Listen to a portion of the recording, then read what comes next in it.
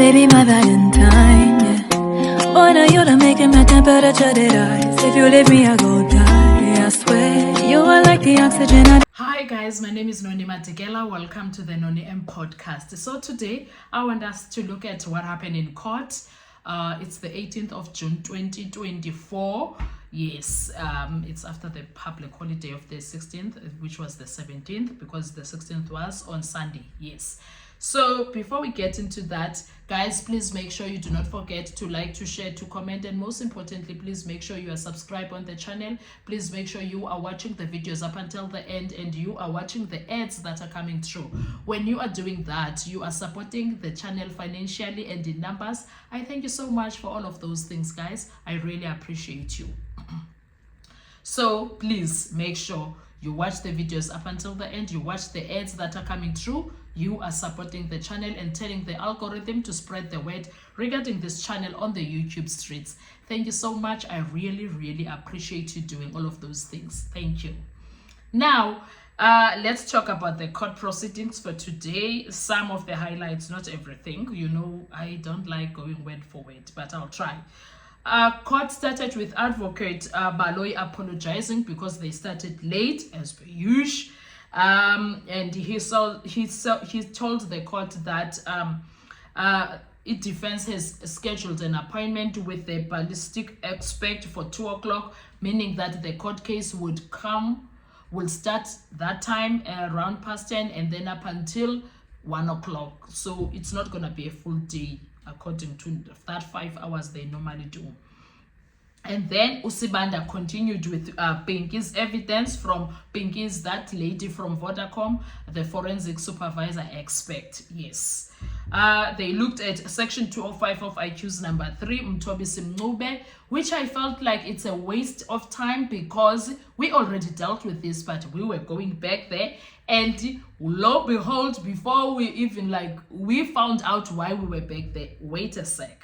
Upinki says that we dealt with the 4th of December 2014, number at 5:45, number ending with 8161 made a call to number ending with 9202. That call lasted 18 seconds and the tower was Holt Street.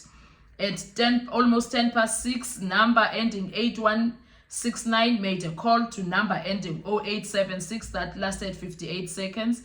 The tower was a Spruit View.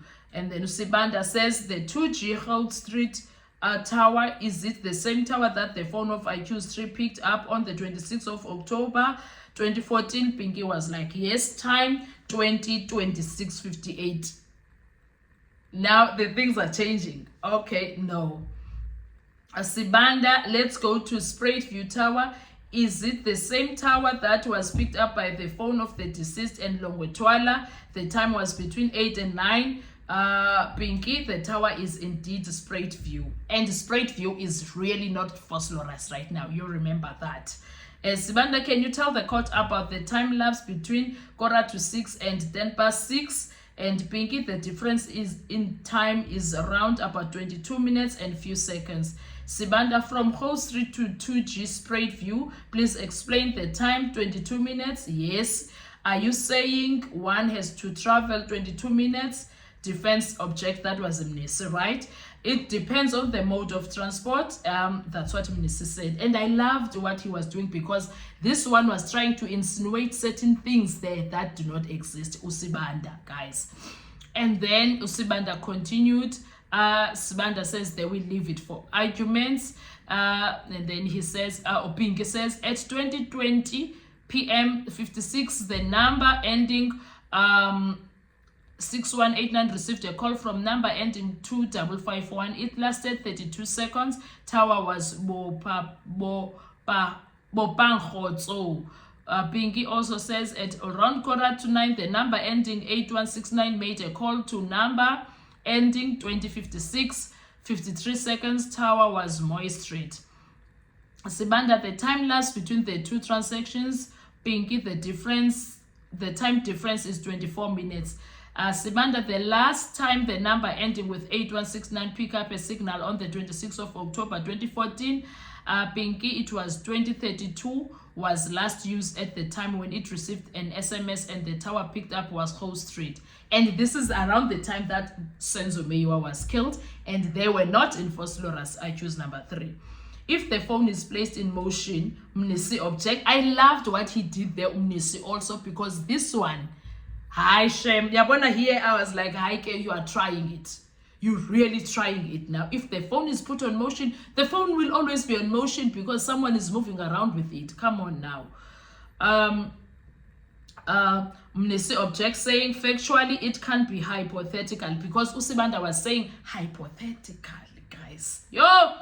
And Mnisi objects again. Judge says the time is static whether you are flying or driving. Pinky says the distance is possible if you are driving. Sibanda moves on. Can you tell this court as per RICA registration, is it a statutory requirement that a user recars their SIM card?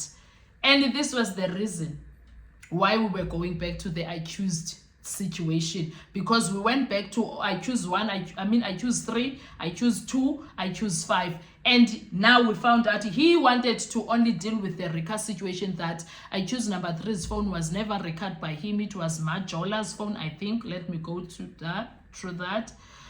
Pinky, when she answered this, she said yes, a person must record their own phone. Sibanda, can I, Ronnie Sibanda, record my SIM card as Charles Mnisi? Pinky was like, no. And then what happens when it's not illegal, because what if I buy a phone for my sister or for my brother and I'm the one who's purchasing the phone? Then that means it will be under my name, and then I will go and surprise my sister with that phone. There's no crime there. Or if my boyfriend or my husband, or if somebody's girlfriend or his wife buys a phone, then that means that phone will be under that person who bought its name. And if they want to talk about this RICA situation, it's a little bit dumb, because Sibanda, you forgot now that Longwe's phone was recorded by his dad. It seems as if these guys keep on forgetting the things that they did previously as they move along. Hi, Shem, hi, Asan. Sibanda asked her to place the following details on record: phone number 072 blah blah blah 8169, SIM card blah blah blah ends with 1373. Sibanda, on the next page, is it still the same SIM card number? Spinky, yes. Sibanda, SIM start, it started 17 May 2014 on the 9th before 10 o'clock. And when did it end? End date is 01/01/2050. Okay. Sibanda then asked her to place the ID number, name and address of the person, Tombizini Majola. And at this point, that's the person who registered I choose number 3's phone. And at this point, what if it's his girlfriend? What if it's his mother? What if it's his cousin or something? Does it matter if that person bought that phone and gave it to him? Does it? Because most of us has phones that we are owning that were bought by other people for us. Didn't make sense for me, that. So I understood now why we were back on that. And then we went, so he was like, okay, Sibanda's evidence in this court is that this number belongs to I choose number 3, Mtobi Simnuba. Does his name appear on the RICA document? Pinky, does not appear on the RICA information. Pinky, 17 June 2020, the number 6890 received a call from number ending 7786, which lasted 2 seconds. That call went on voicemail. And then, can you place 228? It reflects Ndiza. Sibanda, is it the same number that attempted to call I choose number 2? Yes. So those were the things that they were trying to do in a nutshell, guys, because Aonanto that they were basing this, they were dealing with RICA information, who used which phone and who bought the phone, etc., etc. And I was like, this is going to backfire. This is going to backfire, state, because you forgot about Longwe's phone now. This is putting Chico under some situation. You wait and see when the cross-examination comes. But that's what was happening in a nutshell. Today, they wanted to prove the RICA record. And I think the reason behind that is because now, all of a sudden, they don't want I choose number 3's phone to be his. They don't want accused number 3's phone to be his, because if it's his phone, it's taking him out of Vosloorus at the time of Senzomiwa's death. But if it's not his, that person is the one that was in Vosloorus at the time. And he, at the time, and he was the one that was in George Koch at the time of the Senzomiwa death. Like, they're trying too much, guys. I can't tell. Anyway, I want to hear your views. What are your thoughts? Because for me, I thought this is going to backfire and it's not helping the state in any way. But let's wait until cross-examination. Anyway, guys, thank you so much. I really appreciate you. Let's talk on the comment section. What are your views regarding this whole situation? It's tiring, yes, I know. But yes, we must talk about it. I'll see you on our next video. Thank you. Bye-bye. To survive.